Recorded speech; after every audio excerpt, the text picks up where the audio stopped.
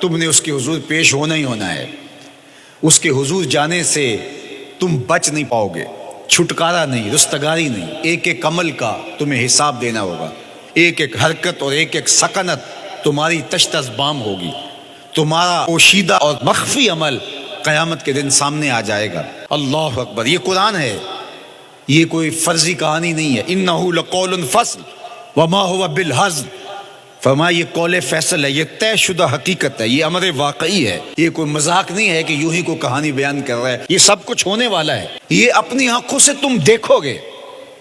آج انکار کرو یا اقرار کرو، تمہیں کھلا موقع دیا ہے، حتیٰ کہ تم کافر بن کے زندگی گزارنا چاہو، نمرود بن کے جینا چاہو، فرعون بن کے جینا چاہو، حامان بن کے جینا چاہو، ہم تجھے دنیا پہ موقع دیں گے۔ لیکن یہ نہیں ہے کہ جب زندگی کی بساط لپیٹے گی پھر کام ختم ہو جائے گا، نہیں، یہ تمہیں ہمیں فرصت دی ہے، پھر ہم نے تم سے حساب لینا ہے، ایک ایک عمل تمہارے سامنے آئے گا۔ اللہ اکبر، ذرا غور کیجئے، فآمنوا باللہ، تو بہتر ہے کہ اللہ پر ایمان لاؤ، اس کے حضور تو تم نے آنا ہی آنا ہے۔ بہتر نہیں ہے کہ جیتے جی آ جاؤ، پھر لوگ تجھے اٹھا کے لائیں گے، اچھا نہیں ہے کہ اپنے قدموں سے چل کے آ جاؤ۔ کی آگ سن لوک یعقوب تینوں، جدوں ٹر پہ ہوں سر منہ کج کے تم، پھر جو کفن کی تنیوں میں لپیٹ کر کے تجھے لے کر کے جایا جائے گا، تو اچھا نہیں ہے کہ اپنے قدموں سے خود چل کے مالک کی دہلیز پہ چلے جاؤ۔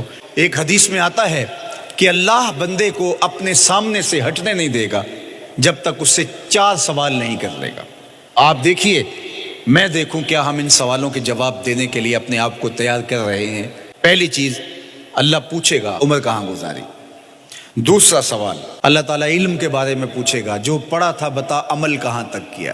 خلوت، جلوت، زندگی، شام و سحر تیرے اس سیکھے ہوئے علم کی مطابقت میں تھے، یا علم عزت دولت کمانے کے لیے پڑھا تھا۔ تیسری بات، اللہ پوچھے گا مال کمایا کیسے، اور مجھے بتا مال خرچ کہاں کیا۔ آج لوگ نیب سے ڈرتے ہیں کہ ہم سے پوچھ نہ لیا جائے کہ یہ آیا کہاں سے، منی ٹریل پیش کرو، یہاں ہم بچ جائیں گے۔ کوئی مکر، کوئی دھندا، کوئی فریب چل جائے گا، کوئی پریشر، کوئی افرادی قوت، کوئی سیاسی اثر و رسوخ، کوئی رشوت، کوئی سفارش، کچھ نہ کچھ تو راستہ نکل ہی آئے گا۔ اور آج کی دنیا میں صرف یہی پوچھا جاتا ہے کمایا کہاں سے، یہ نہیں پوچھا جاتا خرچ کہاں کیا۔ جیسے چاہو خرچ کرو، لیکن وہاں سوال ہوگا وفیما انفقہ، خرچ کہاں کیا، یہ سوال بھی کیا جائے گا۔ وعن جسم ہی فیما ابلاہ، اور جسم کے بارے میں پوچھا جائے گا، اس جسم کو دی ہوئی توانائیوں کو خرچ کہاں کیا۔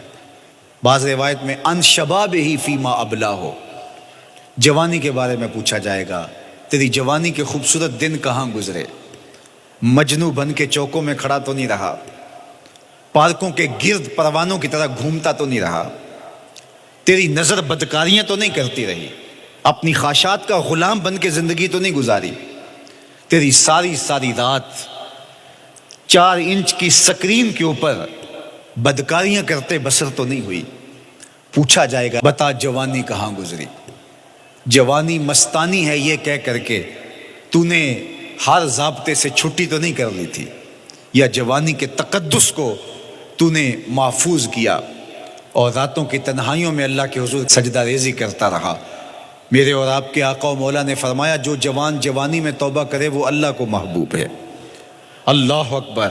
اور اللہ جن 7 لوگوں پر اپنے عرش کا سایہ کرے گا ان میں سے ایک شخص کا ذکر کرتے ہوئے فرمایا وَشَابٌ نَشَأَ فِي عِبَادَةِ اللَّهِ، وہ جوان جس کی جوانی اللہ کی عبادت میں گزری، قیامت کے دن جب کوئی سایہ نہیں ہوگا اللہ اسے اپنے عرش کا ٹھنڈا سایہ عطا فرمائے گا۔ میرے مخاطبین جو اس وقت میرے سامنے موجود ہیں بالمشافہ، اور پوری دنیا کے اندر جو اس وقت مجھے دیکھ رہے ہیں، ان میں زیادہ تر تعداد نوجوانوں کی ہے، تو میں آپ سب سے مخاطب ہوں اور آپ کو کہتا ہوں کہ یہ جوانی دوبارہ نہیں ملنی۔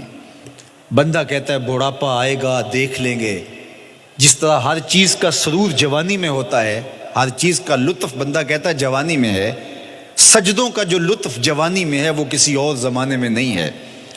اپنی پیشانی کو سجدوں سے آشنا کرو، اپنی جوانی کو مثل سحر بے داغ رکھنا، اپنے شباب کو الجھنے نہ دینا، اپنے شباب کے تقدس کو پامال نہ ہونے دینا۔ اس کائنات کا بہترین چہرہ وہی ہے جو جنسی کالک سے محفوظ ہے۔ اپنے تقدس کو مجروح نہ ہونے دینا۔ تمہاری زندگی شبنم سے پاکیزہ تر رہے، سحر سے پاکیزہ تر رہے۔ تمہاری جوانی اتنی خوبصورت ہو کہ محمد عربی کو رشک آئے تمہاری جوانی پر۔ اپنی جوانی کو آوارگی میں بسر نہ کرنا، اپنی اس جوانی کو دین کے لیے وقف کرنا۔ سحری کے سجدوں میں آنسو بہا کر کے جوانی کا لطف کشید کرنا۔ جوانی کا لطف اور مزہ رب کے ساتھ محبت اور رب کے ساتھ عشق کرنے میں ہے۔ جوانی کے اندر دل کی بےتابیاں، دل کی بے چینیاں اور دل کی بے قراریاں ذرا مسلح پہ لے کے آؤ۔ عشق کرنا ہے تو کسی آوارہ سے نہیں، عشق کرنا ہے تو رب العالمین سے کرو، آمنہ کے لال سے کرو، تو پھر دیکھنا کہ یہ جوانی کیا نور بخشتی ہے۔